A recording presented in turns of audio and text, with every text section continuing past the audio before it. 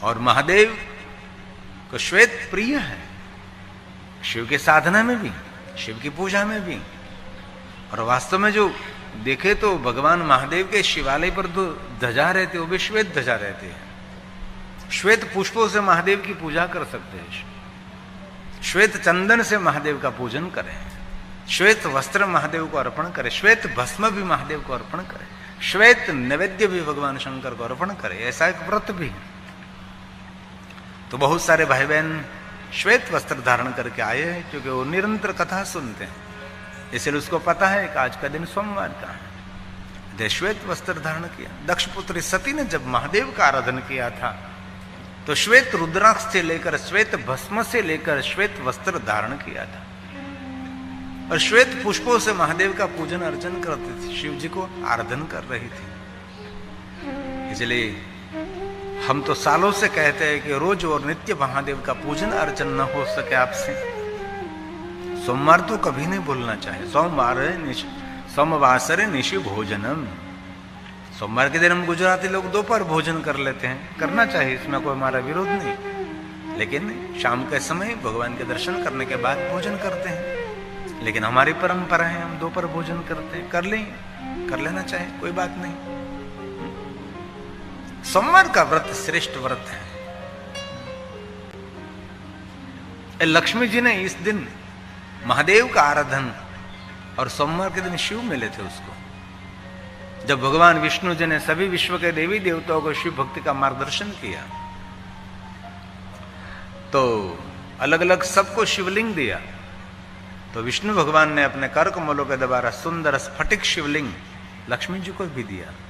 लक्ष्मी मेरा इष्ट महादेव है, मैं महादेव का परम भक्त हूं, इसलिए आप भी महादेव की उपासना करें, आपके लिए स्फटिक शिवलिंग श्रेष्ठ रहेगा, अब उसका पूजन करें। और दूसरी बात बीच में कहता हूं, अभी वर्तमान में स्फटिक लिंग मिलना बहुत मुश्किल है, स्फटिक मिलना ही मुश्किल है, क्योंकि जो बाजार में मिलते ज्यादातर क्रिस्टल होते, कांच होते हैं, इसलिए कहीं बहुत पैसा देकर ये सब कुछ लाने की आवश्यकता नहीं है।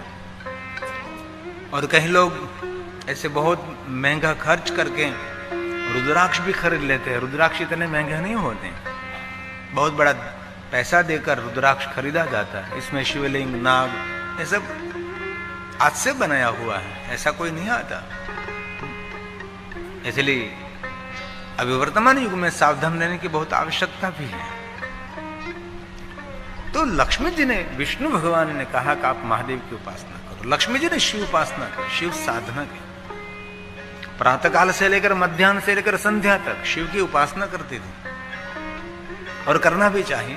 प्रातः काल शिव दृष्टवा निशि पाप विनश्यति, आजन्म कृतम मध्याह्ने सायाने सत जन्माने, इसी समय भगवान महादेव फल देते हैं।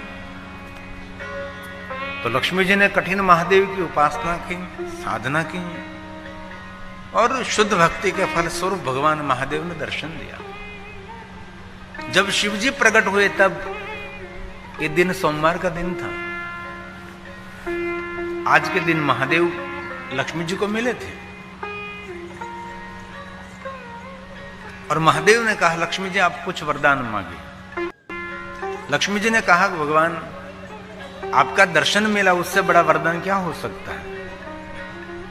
और हर भक्तों की यही कामना रहती है कि भगवान के कहीं झांकी हो, भगवान का थोड़ा दर्शन हो।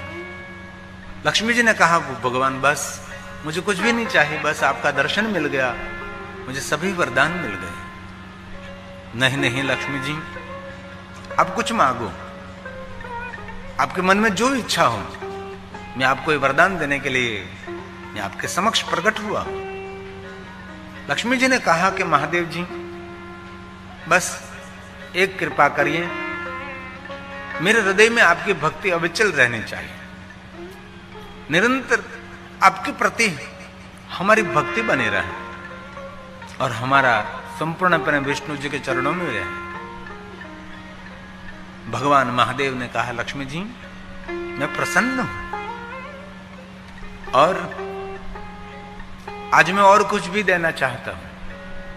महादेव ने पूछा कि लक्ष्मी जी आज वार क्या है, तब लक्ष्मी ने कहा तो सोमवार है। तो आपका ही सोमवार के दिन किसकी पूजा की प्रधानता है? महादेव आपका ही स्वरूप है, सोमवासर है, आपका ही रूप है। तो आज के दिन तो आपकी पूजा अर्चन, सोमवार आपसे जाना जाता है महादेव। तो मैं आपकी भक्ति से प्रसन्न हूं। अभी तक तो सोमवार मेरी पूजा की प्रधानता थी, लेकिन आज से लक्ष्मी सोमवार में आपको देता हूं। और सोमवार के दिन लक्ष्मी जी आपकी कोई विशेष प्रकार से पूजा करें और ब्रह्म भोजन कराएंगे तो उसको संतति संपत्ति उसकी कामना की पूर्ति रहेगी। भगवान शिव ने लक्ष्मी जी को सोमवार दिया। शिवपुराण ग्रंथ में सोमवार लक्ष्मी जी का है। और महादेव ने कहा कि लक्ष्मी और भी मैं वरदान देना चाहता हूं, क्योंकि जहां जाता हूं वहां कोई मेरा भक्त मेरे पास मांगे नहीं तो अभी मैं वरदान देता रहता हूं। आपने मेरे पास कुछ मांगा तो नहीं, लेकिन मैं दे रहा हूं। लक्ष्मी, दुनिया में आपकी पहचान किस नाम से है? तब लक्ष्मी ने कहा महादेव मेरी पहचान विष्णु पत्नी लक्ष्मी नाम से है। सारा देवलोक मुझे जानते हैं, विष्णु पत्नी लक्ष्मी, विष्णु पत्नी लक्ष्मी। महादेव ने पूछा तो लक्ष्मी जी आपने किसकी साधना की है? लक्ष्मी जी ने कहा कोई देव की नहीं, महादेव की मैंने साधना की। तो आपके समक्ष कौन खड़ा है? तो कोई देव नहीं है, जो देवों का इष्ट है, जो देवों को आराध्य है, महादेव मेरे सामने खड़े हैं। तो मैं आज से आपको एक और भी वरदान देना चाहता हूं। अभी तक दुनिया में आपकी पहचान थी विष्णु पत्नी लक्ष्मी, लेकिन आपने आज महादेव का पूजन किया, मेरा पूजन किया, मेरा अर्चन किया, मैं आपके समक्ष खड़ा हूं। इसलिए आज से आपका नाम विष्णु पत्नी लक्ष्मी नहीं, आज से आपका नाम विष्णु पत्नी महालक्ष्मी रहेगा। वहां से महाशब्द महादेव ने दिया है। और हम सभी जानते हैं इस बात को, तो जो महादेव के साथ जुड़ी वस्तु को महाशब्द से हम संबोधित करते हैं ना। शिव की पूजा नहीं, शिव की महापूजा, शिव जी की आरती नहीं, महाआरती, शिव जी का प्रसाद नहीं, महाप्रसाद, शिव जी की रात्रि नहीं, महाशिवरात्रि। और शिव भक्त कोई भाग्यवान नहीं, महाभाग्यवान है। शिव कथा सुनने से पुण्य नहीं, महापुण्य मिलता है। महादेव की महिमा अद्भुत नहीं, महाअद्भुतम। कुछ भी आप देख लीजिए जरा, सब कुछ महाशब्द से हम संबोधित करते। और एक आखिरी बात, जो महादेव की भक्ति करते उसको आत्मा नहीं कहा जाता, उसको ही महात्मा कहा जाता है। जो शिव की उपासना करते, शिव की साधना करते हैं, उसको जाति ज्ञाति वर्ण नहीं है। जो आत्मा श्रेष्ठ है, आत्मा महान है, महादेव की ओर गति कर रही है। भगवान महादेव ने कहा लक्ष्मी आज से आपका नाम विष्णु पत्नी लक्ष्मी नहीं, परंतु विष्णु पत्नी महालक्ष्मी रहेगा। तब लक्ष्मी जी ने कहा महादेव मुझे भी कुछ बोलना है, आप अनुमति दीजिए। तब शिव ने कहा कि लक्ष्मी आप बोल सकते हैं। लक्ष्मी ने कहा कि महादेव सोमवार के दिन आपकी पूजा की प्रधानता, दर्शन पूजन अर्चन विशेष प्रकार से पूजा हम करते हैं सोमवार के दिन। लेकिन महादेव आपने कहा कि आज सोमवार के दिन लक्ष्मी आपकी पूजा की प्रधानता रहेगी। मैं स्वीकार करते हूं महादेव, परंतु मैं भी कुछ बोलना चाहते हूं महादेव। मैं विष्णु पत्नी महालक्ष्मी वचन देते हूं कि जो कोई सोमवार के दिन महादेव आपका भजन करे, आपका स्मरण करे, आपका पूजन करे, उन पर लक्ष्मी प्रसन्न नहीं रहेगी, उन पर विष्णु पत्नी महालक्ष्मी प्रसन्न रहेगी। पहले तुमने बहुत कथा में सुना था ऐसा कि महादेव की साधना करते उससे लक्ष्मी दूर रहती है। हमने गांव में तो वहां तक सुना था, गांव में जब गुजराती में कथा रहती थी, बहुत सारे बुजुर्ग वक्ताओं के मुख से वो तो वहां तक कहते थे कि महादेव ना भक्तों ने लक्ष्मी लाज काटे। तो लाज तो क्या दुनिया में थी, लाज जती रही है। मैं तो हवे तो कृपा करवा दो लक्ष्मी जी ने। अनेक कथाओं अंदर मैं आવું મારા કાનોથી સાંભળ્યું, પણ ત્યારે ત્યાં ખબર નહીં હતી આપણને, એટલે આપણે સાંભળી લેતા હતા કે મહાદેવના ભક્તોને લક્ષ્મી લાજ કાઢે। તેથી મહાદેવના ભક્તો પાસે લક્ષ્મી ન હોય, મહાદેવની પૂજા કરે તેને લક્ષ્મી ન મળે, એ વાત સાચી છે, ખોટી તો વાત છે જ નહીં। પણ શિવમાં પણ આધારે હું કહી શકું કે મહાદેવની ભક્તિ કરે એને લક્ષ્મી ન મળે, તેના પર મહાલક્ષ્મી કૃપા કરે છે। कैसे लक्ष्मी जाए ते नात्र संशय, ऐसी लक्ष्मी मिलेगी कभी वो खाली नहीं होती, सभी कामनाओं को पूर्ति करने वाली ऐसी लक्ष्मी महादेव की साधना से मिलती है। शिव शिव कामोर कामोर्ति लक्ष्मी कामोर्ति है शिवम। शिवपुराण ग्रंथ का एक श्लोक है, लक्ष्मी कामोर्ति है शिवम। जो महादेव की साधना करते हैं उसको ऐसी लक्ष्मी मिलेगी, उसकी कामना की पूर्ति भी होगी और उस परिवार का कल्याण भी होगा। ये शिव महापुराण ग्रंथ का श्लोक है जो ब्रह्मा जी ने गाया है।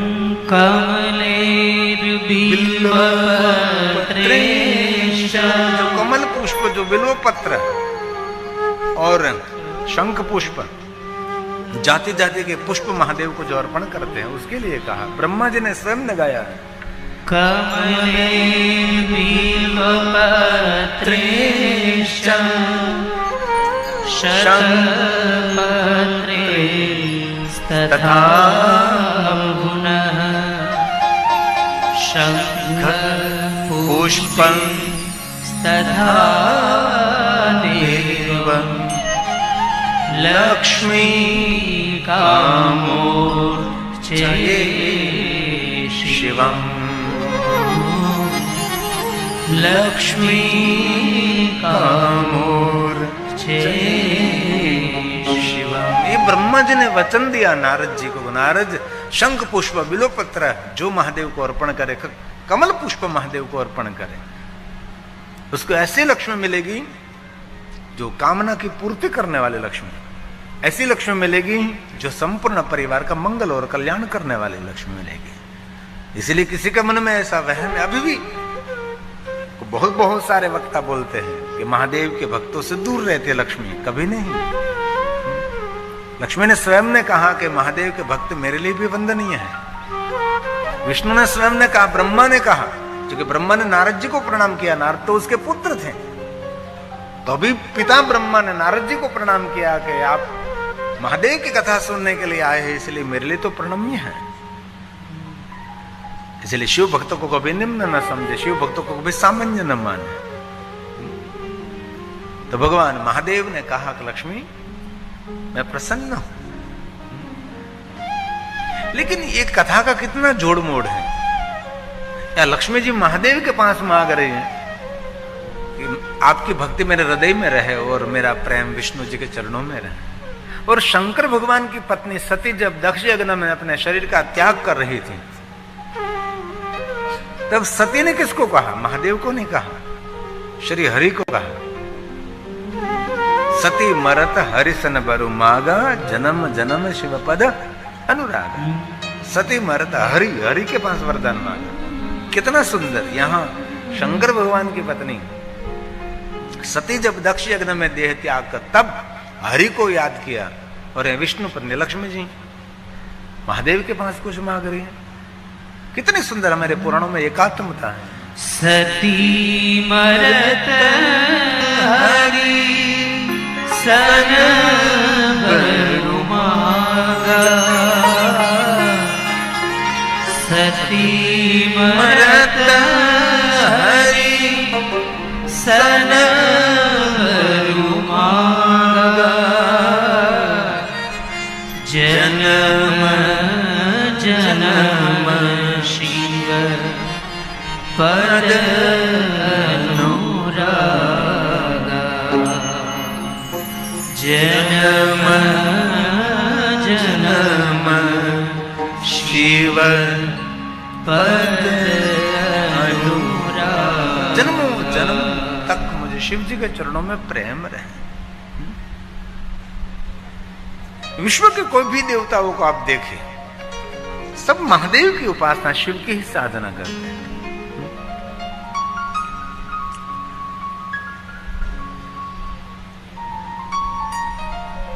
कोई भी ऋषि मुनियों की कथा, बहुत सारे पहले के राजाओं की कथा, सबने महादेव की उपासना की।